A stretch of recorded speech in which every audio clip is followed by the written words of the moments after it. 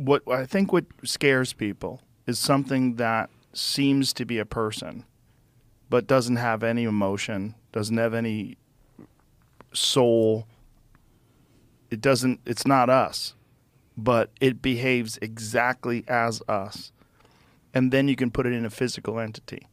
So if you have this GPT and then you extrapolate to version 5, 6, 7, 8, 9, 10, and then there's a physical thing that has this ability inside of it to communicate with you like Ex Machina, where it's exhibiting all of the behavior characteristics of a person. Like one of the most terrifying that's one of my favorite movies of all time. I love that movie. One of my favorite movies of all time was when that guy who was brought in to sort of run some tests on these artificial intelligence creations and determine whether or not they pass as human. What is that test called again? The Turing test? Turing test. Yeah.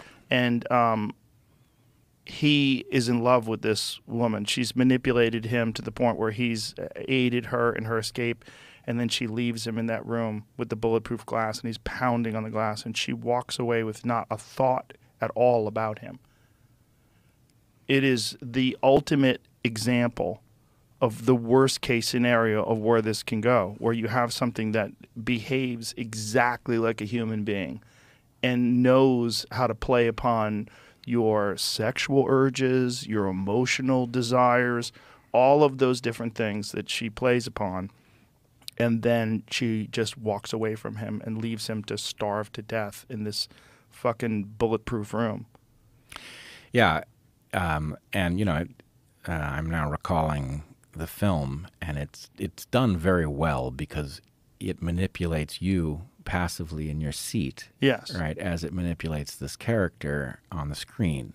And so you are betrayed too. Yes. In this. You want to believe that it's emotional, and it has none of that. You feel bad for this woman, what Right. you think is a woman, who is contained. And, you know, when she's saying to him when the power goes out, don't trust him.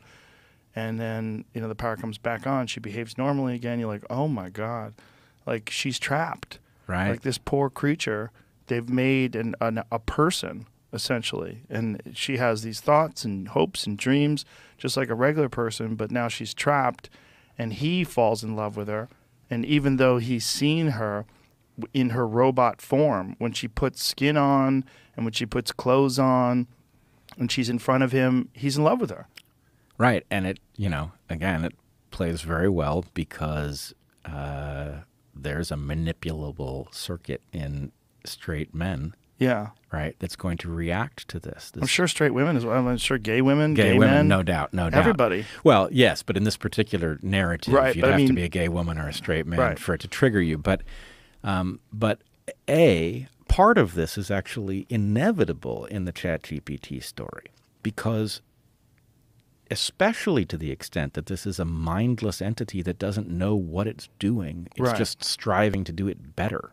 Yes. The tactics that work will register as, oh, you did it right.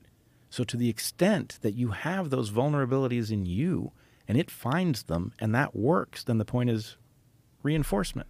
Right? It scares us because it's not us, but it is us. Well, because it's behaving exactly like us, but it doesn't have all the things that make a person a person. It doesn't have the biological vulnerabilities. It doesn't have the ability to actually sexually reproduce. It doesn't have emotions. It doesn't have all these different things that we like to think of. The soul, you know, whatever that means, whatever that term actually means. Yeah, but I'm worried about what could be generated. And I know that it will sound to a lot of people, especially technological people, like a biologist out of his depth. Mm-hmm. But I don't think so. This is a biologist trying to say something about the biology and what it applies about this analogous system.